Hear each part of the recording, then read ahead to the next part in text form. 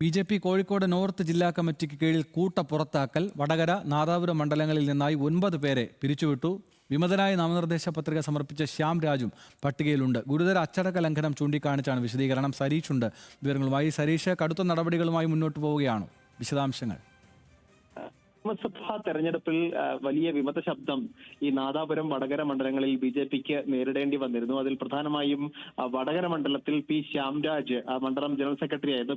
ശ്യാംരാജ് അവിടെ പത്രിക നൽകുകയും പിന്നീട് പത്രിക തള്ളുകയും ഒക്കെ ചെയ്തിരുന്നു. അതോടൊപ്പം തന്നെ നാദാപുരം മണ്ഡലത്തിൽ പത്മകുമാർ, അവിടെ മണ്ഡലം സെക്രട്ടറിയായി മത്സരിക്കുന്ന സെക്രട്ടറിയാണ്, പത്മകുമാറും സ്ഥാനാർത്ഥിത്വം നൽകിയിരുന്നു.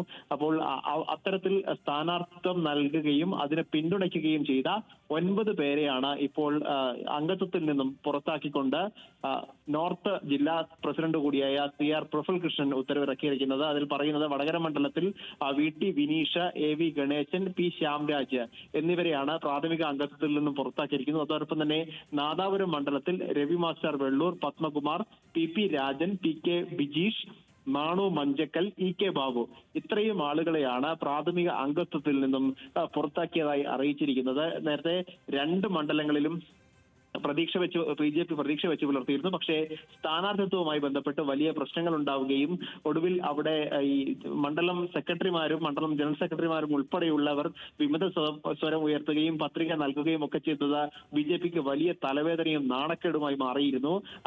ആ സമയത്ത് ഏതെങ്കിലും തരത്തിൽ പ്രവർത്തകർക്കിടയിൽ ഭിന്നാഭിപ്രായം ഉണ്ടാകരുത് എന്നുള്ളത് കൊണ്ടായിരുന്നു ആ സമയത്ത് ഏതെങ്കിലും തരത്തിലുള്ള നടപടിയിലേക്ക് പോകാതിരുന്നത്. പിന്നീടാണ് ഇപ്പോൾ പോളിംഗ് കഴിഞ്ഞ് ദിവസങ്ങൾക്ക് ശേഷമാണ് സംസ്ഥാന അധ്യക്ഷന്റെ കൂടി അനുമതിയോടെ 9 പേരെ, അതായത് നേരത്തെ നാമനിർദ്ദേശ പത്രിക നൽകുകയും അതിനെ പിന്തുണയ്ക്കുകയും അതോടൊപ്പം തന്നെ വിമത സ്ഥാനാർത്ഥികൾക്കൊപ്പം പ്രചരണം നടത്തുകയും ചെയ്ത 9 പേരെ പുറത്താക്കാൻ പാർട്ടി തീരുമാനിക്കുകയും ഇന്ന് പുറത്താക്കിക്കൊണ്ട് ഉത്തരവിറക്കുകയും ചെയ്തിരിക്കുന്നത്.